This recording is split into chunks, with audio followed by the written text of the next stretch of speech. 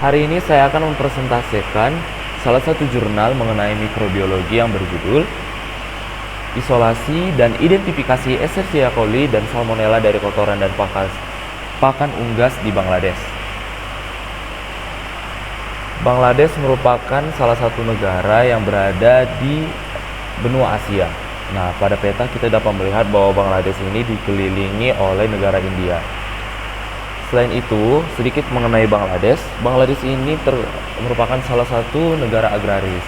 Nah, Bangladesh juga terkenal akan peternakan tradisional unggasnya.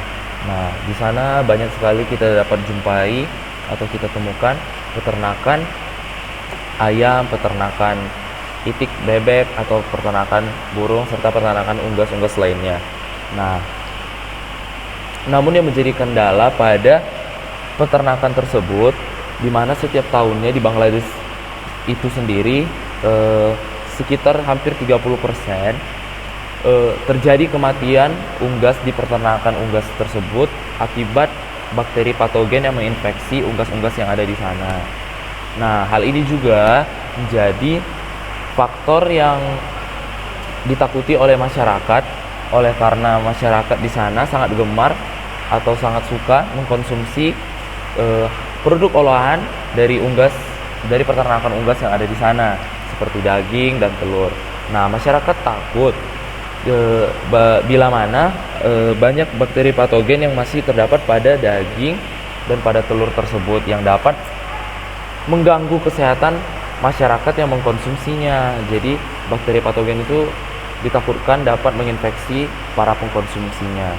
Nah, dan diketahui bahwa bakteri patogen itu banyak terdapat atau banyak menyerang pertama itu pada pakannya sendiri, dan yang kedua pada kotorannya juga. Mengapa demikian? Kita mengetahui bahwa bakteri patogen itu sangat suka tinggal di media-media yang mengandung protein tinggi. Nah, seperti yang kita ketahui, pakan unggas ini kan tinggi akan protein, dimana gunanya untuk tumbuh kembang dari unggas itu sendiri. Selain itu juga di kotorannya ini terdapat juga kaya akan protein. Itulah yang menyebabkan banyaknya bakteri patogen yang tinggal di dalam pakan dan kotoran unggas itu sendiri. Selain itu juga faktor kebersihan lingkungan.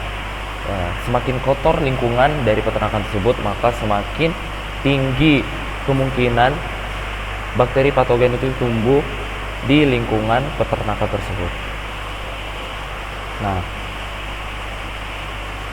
selanjutnya bahan dan metode dalam penelitian ini. Pertama, pengumpulan sampel. Tentunya kita mengumpulkan sampel kotoran ternak dan juga sampel dari pakan ternak itu juga. Nah, bila mana di dalam penelitian ini dikumpulkan beberapa sampel dari 4 peternakan tradisional besar di berbagai distrik kabupaten yang ada di Bangladesh.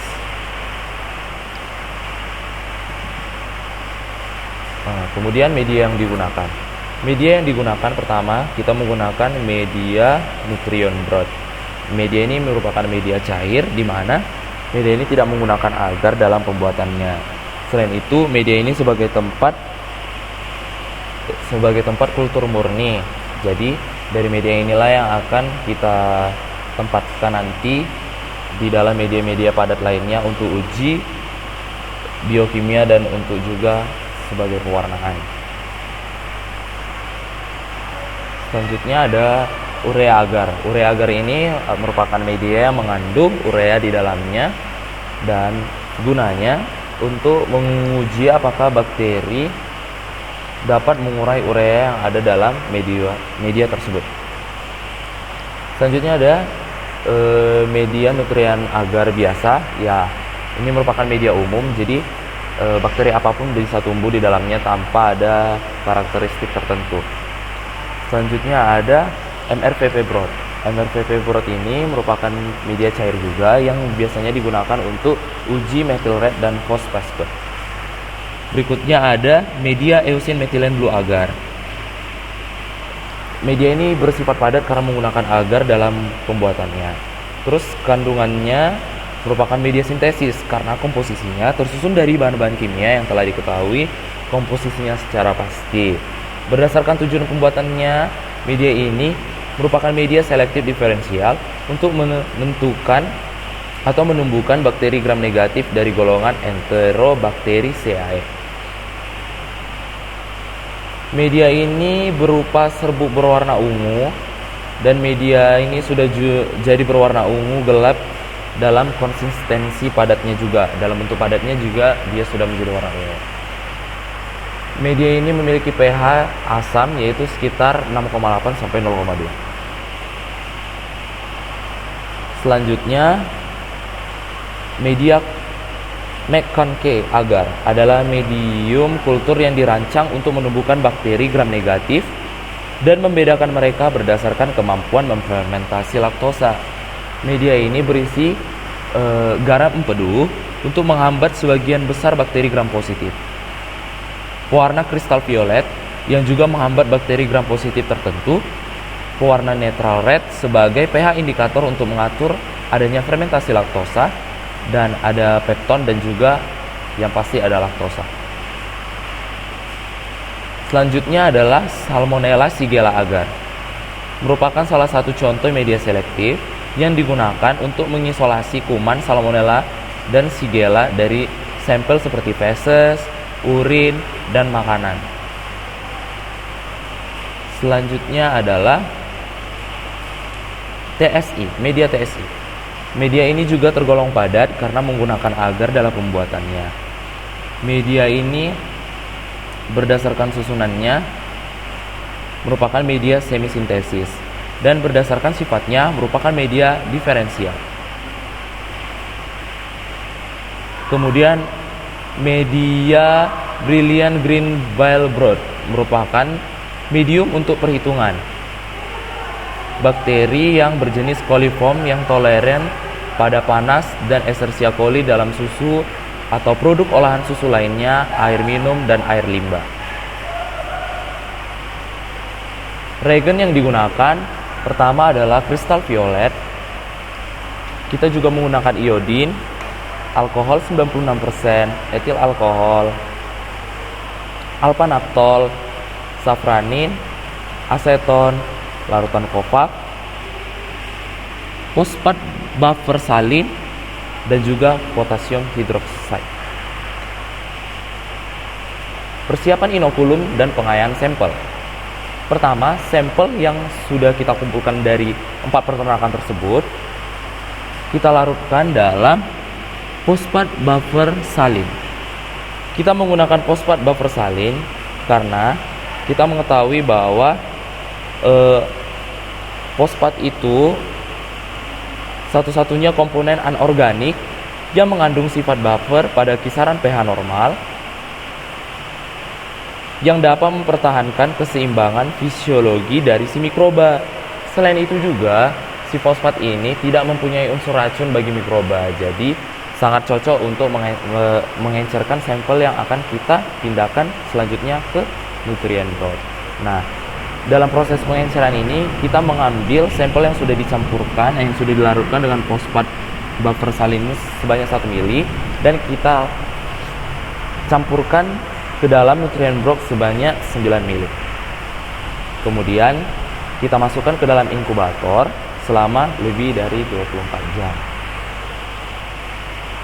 Kemudian untuk proses isolasi bakteri. Jadi nutrient broth yang sudah kita inkubasi tadi kemudian kita pindahkan ke dalam berbagai medium yang sudah terdapat pada cawan petri dish. Nah, kita melakukan metode sebar. Metode sebar ini menggunakan batang L.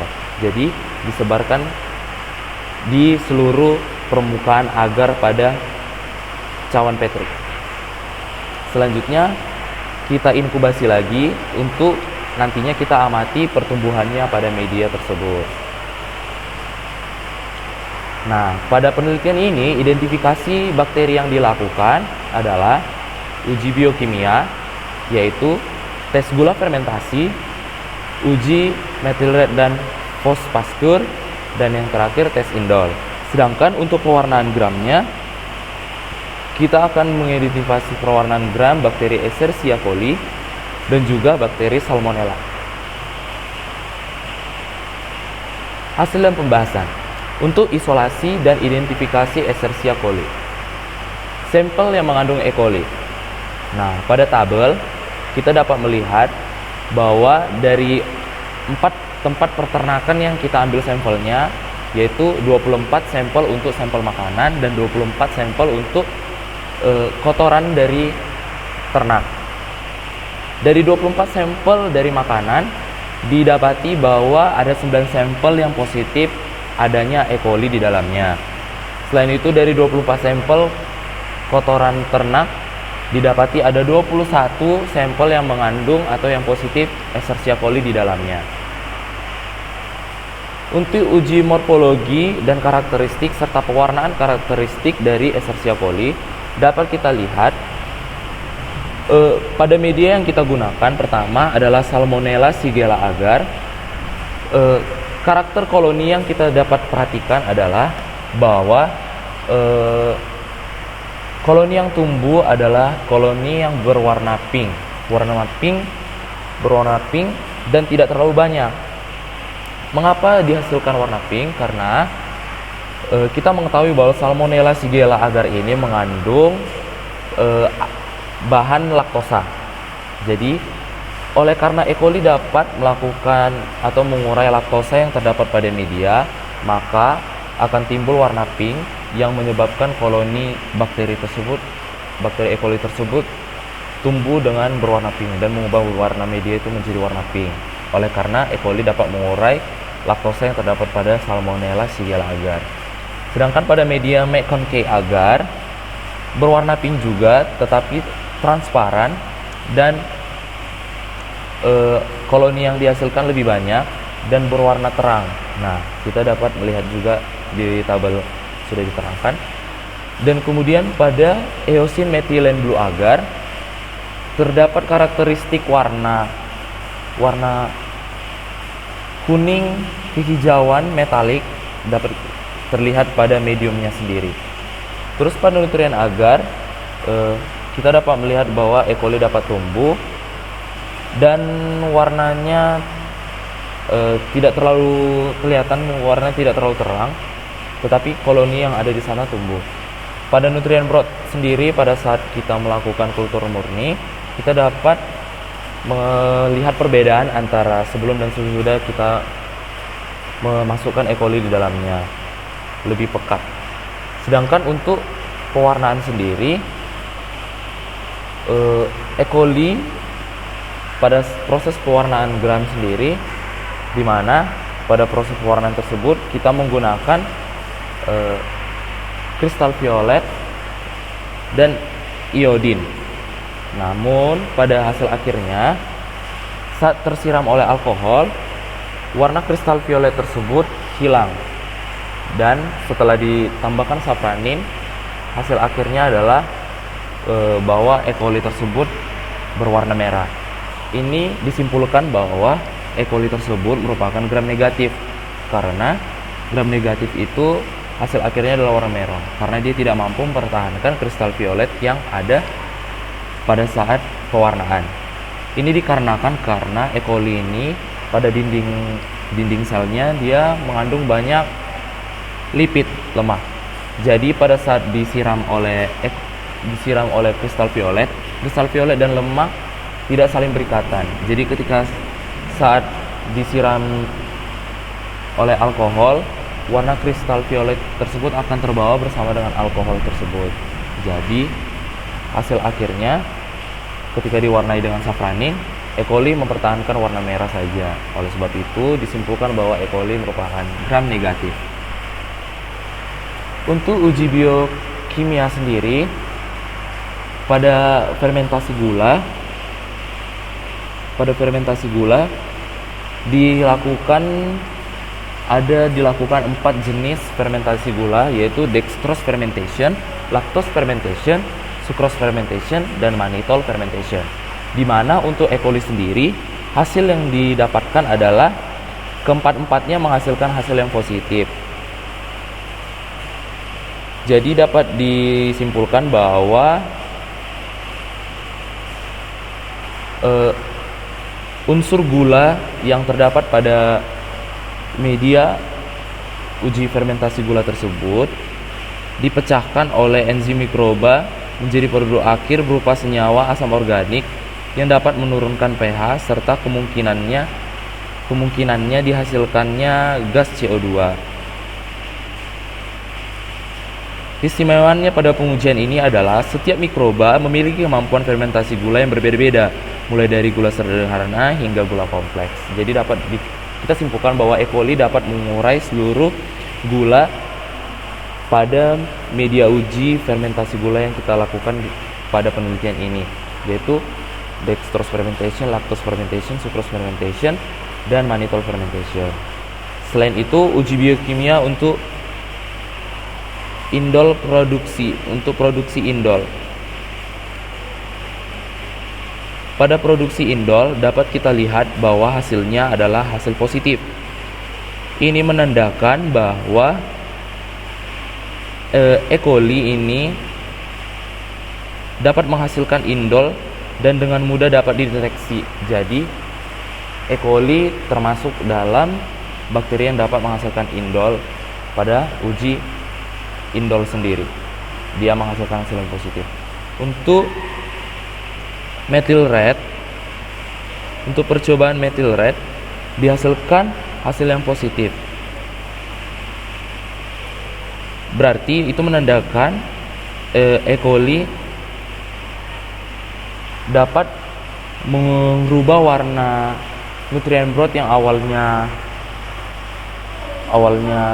berwarna kuning kecoklatan menjadi berwarna merah oleh karena penambahan dari methyl red tersebut. Selain itu, uji MRVP ini digunakan untuk membedakan kelompok bakteri Enterobacter berdasarkan prinsip hasil reaksi berupa senyawa asam organik yang stabil dan tidak stabil. Jadi, hasil positif yang pada uji MRVP ini, E. coli hanya menghasilkan hasil positif pada methyl red, tetapi pada percobaan post paskur hasilnya negatif. Sedangkan pada uji TSI kita dapat melihat bahwa dihasilkannya warna kuning pada boot dan slime-nya, tetapi dia tidak menghasilkan H2S. Dan pada TSI sendiri dia menghasilkan gas. Berarti mediumnya berubah menjadi warna kuning. H2S-nya tidak ada. Oleh sebab itu warna medium tidak berubah menjadi warna hitam. Selanjutnya isolasi dan identifikasi salmonella. Sampel yang mengandung salmonella. Nah, dari 4 peternakan itu, dari 24 sampel makanan terdapat 7 yang positif salmonella, sedangkan 24 untuk kotoran terdapat 16 yang positif salmonella. Nah, untuk uji morfologi dan karakteristiknya bisa kita lihat salmonella shigella agar dia tidak menghasilkan warna pink, tetapi dia tetap tidak kelihatan warnanya karena dia menyerupai mediumnya. Ini disebabkan karena dia tidak bisa mengurai laktosa yang ada dalam Salmonella shigella agar. Selanjutnya untuk Mekong K agar, dia terlihat warna pucat dan tidak terlalu berwarna, tetapi koloni yang dihasilkan sangat banyak. Untuk Eosin methylene blue agar terdapat berwarna merah muda koloni yang dihasilkan. Untuk Brilliant green agar terdapat warna merah muda koloninya tetapi lebih pucat dan agak sedikit berwarna kekuningan di bagian latar belakangnya. Untuk TSI-nya bisa kita lihat dia berwarna transparan dan sedikit koloni yang tumbuh. Untuk nutrien agar dia transfluent dan koloni yang tumbuh juga sedikit. Pada nutrien broth kita dapat membedakannya sebelum dan sesudah lebih pekat. Untuk morfologinya sama seperti Escherichia coli, dia merupakan gram negatif, berarti dia memiliki lapisan lipid yang lebih banyak, sehingga dia tidak bisa mempertahankan warna kristal violetnya. Selanjutnya, untuk uji biokimia, dextrose fermentation, lactose fermentation, sucrose fermentation, dan methylose fermentation untuk uji gula. Hanya dihasilkan hasil positif untuk dextrose dan mannitol saja. Berarti salmonella hanya dapat mengurai beberapa jenis karbohidrat saja atau beberapa jenis gula saja. Sedangkan untuk indole productionnya dia tidak menghasilkan hasil yang positif. Itu disimpulkan bahwa dia tidak memiliki indol. Selain itu untuk hasil MR dan VP sama seperti dengan Escherichia coli menghasilkan hasil yang positif pada MR tapi menghasilkan hasil yang negatif pada VP. Untuk TSI sendiri berbeda dengan Escherichia coli yang kedua-duanya bat dan selainnya menghasilkan warna kuning, tetapi pada salmonella menghasilkan kuning pada bat dan menghasilkan merah pada selainnya. Berbeda dengan E. coli yang tidak menghasilkan H2S, TSI pada salmonella menghasilkan H2S, yang berarti pada mediumnya ada sedikit bercak warna hitam yang muncul. Jadi kesimpulannya, ditemukan bahwa infeksi E. coli lebih tinggi daripada salmonella pada peternakan unggas komersial. Prevalensi E. coli dan salmonella masing-masing adalah 87,5 dan 66% di sampah dan 37,5 dan 29,16% dalam pakan. Sampel sampah adalah sumber tertinggi kontaminasi E. coli dan salmonella dibandingkan sampel pakan. Namun, patogenisitas diidentifikasi Escherichia coli dan salmonella dalam pakan dan sampah harus ditentukan. Dari penelitian ini dapat disimpulkan bahwa peternakan broiler komersial harus secara berkala memperhatikan kehadiran patogen dan pencegahan infeksi mikroba dan rencana biosecurity untuk peternakan. Jadi, agar lingkungannya tetap sehat, kita harus menjaga kebersihan dari peternakan tersebut agar perkembangan dari bakteri patogen dapat kita hindarkan dan ketakutan akan masyarakat untuk mengkonsumsi bahan hasil olahan dari ternak unggas dapat terkurangi. Jadi penggunaannya menjadi lebih aman karena kebersihannya sudah terjaga. Demikian presentasi saya tentang jurnal mikrobiologi. Saya ucapkan terima kasih.